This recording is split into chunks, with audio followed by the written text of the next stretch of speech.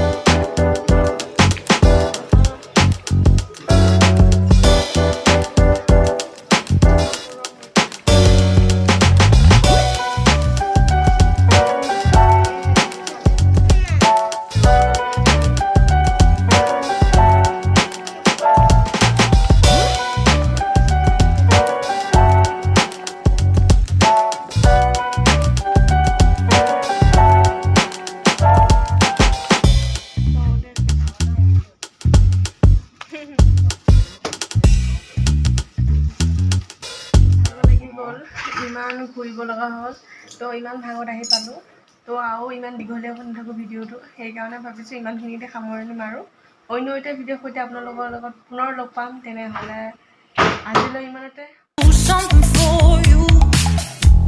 You lick your lips, you think you're slick.